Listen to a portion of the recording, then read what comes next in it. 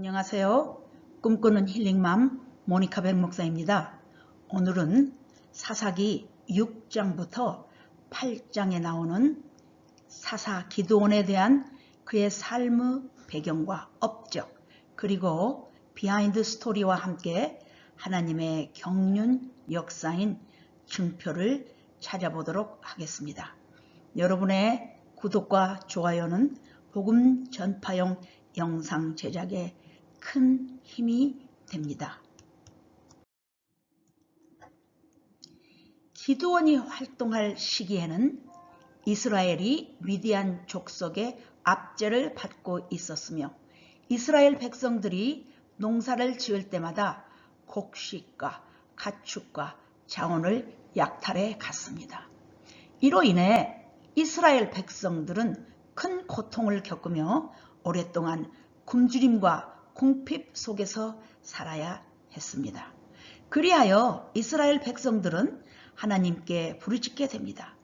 기드온도 미디안 사람들에게 농사한 밀을 빼앗기지 않으려고 포도주 틀에서 몰래 타작을 하고 있을 때에 여호와의 사자가 요아스의 아들 기드온에게 나타나서 미디안을 물리치는 큰 용사라는 사명을 줍니다.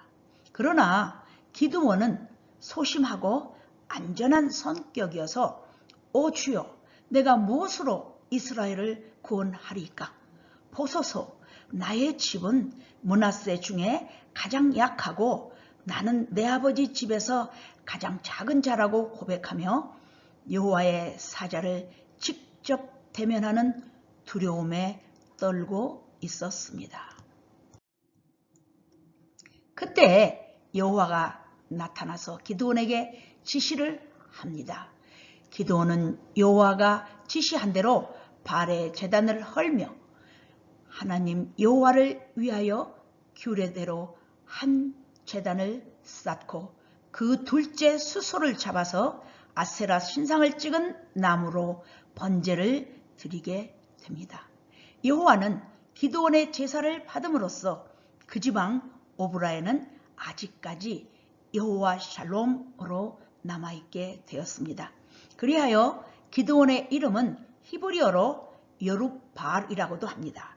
그 뜻은 바알과 싸워서 이기다 라는 뜻입니다.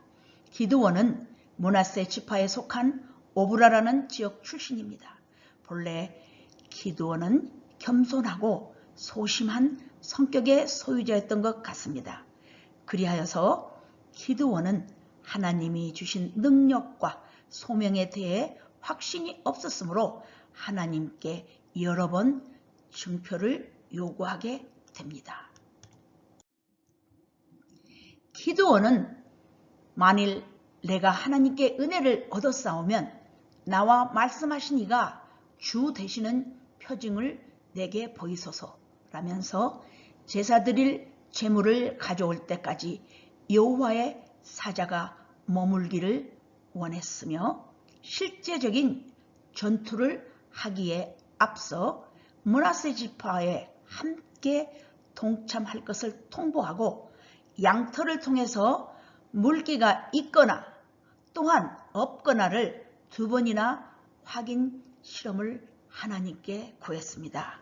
그러자 하나님께서는 기드온의 요구대로 양털 시험을 적셨다가 또한 말랐다가 두 번 모두 완벽하게 응답해 주셨습니다. 그리하여 기드온은 변명의 여지가 없게 되자 하나님의 사명을 받아들이게 됩니다. 미디안 족속과의 전투에서 기드온을 따르는 백성의 수가 처음에는 32,000명이었는데 여호와께서 기드온에게 군사를 돌려보내라고 하십니다. 그리고 남은 자가 1만 명이었는데 그들도 많으니까 또 돌려보내되 진실로 따르는 자들만 선별하라고 하십니다. 그 선별 기준은 냇가에서 물을 마실 때 개처럼 혀로 물을 핥은 자들을 따로 세우고 무릎을 꿇어 마시는 자는 돌려보내라고 하십니다. 그렇게 선별된 병사 300명을 데리고 전투에 임합니다. 기드온과 그의 300명의 병사들은 기습적인 전략으로 왼손에는 빈 항아리의 횃불을 들고 오른손에 나팔을 불며 외치기를 여호와를 위하라, 기드온을 위하라 하면서 하나님의 인도하심으로 미디안 군대를 크게 무찌르게 됩니다. 그의 가장 큰 업적은 소수의 병력으로 미디안의 대군을 물리친 것입니다.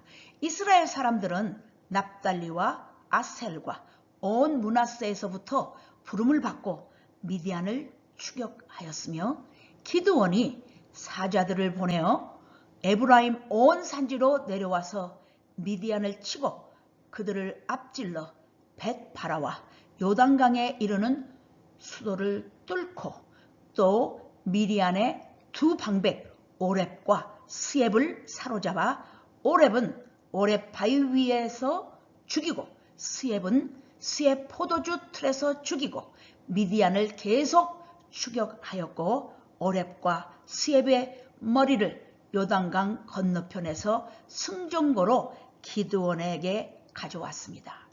결론적으로 완전한 대승을 하게 된 셈입니다. 또한 전쟁에서 승리한 후 이스라엘 백성은 기드온을 왕으로 삼고자 했으나 기드온은 이를 거절하며 여호와께서 너희를 다스리실 것이다 라고 선언합니다. 사사기 8장 23절의 말씀입니다. 그는 구원의 영광을 하나님께 돌렸고 이스라엘의 진정한 왕은 하나님이심을 백성들에게 상기시켰습니다. 이처럼 기드온은 구원의 주체가 하나님이라는 사실을 분명히 알게 하였으며 이방신이 아닌 하나님만을 섬기게 했습니다. 기드온은 미디안의 억압 아래에서 이스라엘을 구원한 사사였지만 그 자체가 더 큰 구원자의 모습을 예표한다고 볼 수 있습니다. 사사시대 때 하나님은 이스라엘 백성을 사사들을 통해 구원하셨지만 궁극적인 구원은 예수님을 통해 완성될 것을 예고하신 셈입니다. 하나님의 구원 사역은 인간의 역사 속에서 점진적으로 준비되고 있음을 보여줍니다. 기드온의 믿음과 순종한 삶을 통하여 인간의 능력이 아닌 하나님의 계획과 인도하심에 달려있다는 것을 깨닫게 합니다. 기드온의 300 용사인 승리의 증표는 하나님께서 인류의 구원을 위해 오셔서 이루신 예수님의 그림자적 사역으로도 해석될 수 있겠습니다.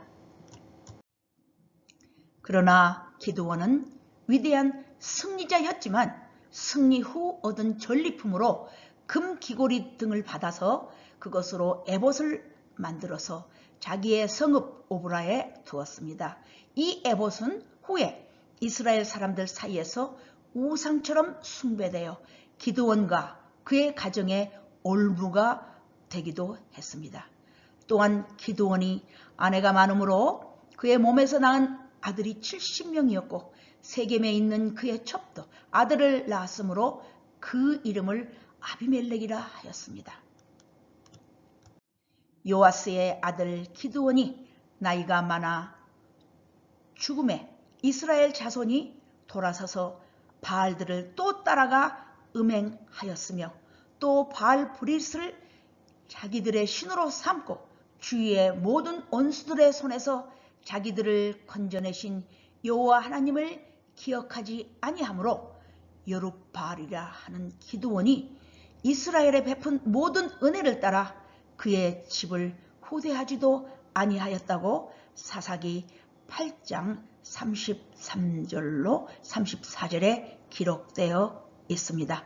이런 사연은 이스라엘 백성들의 연약함으로 훌륭하게 쓰임받았던 기드온의 업적 중 어두운 부분으로 후세에 남게 되었습니다.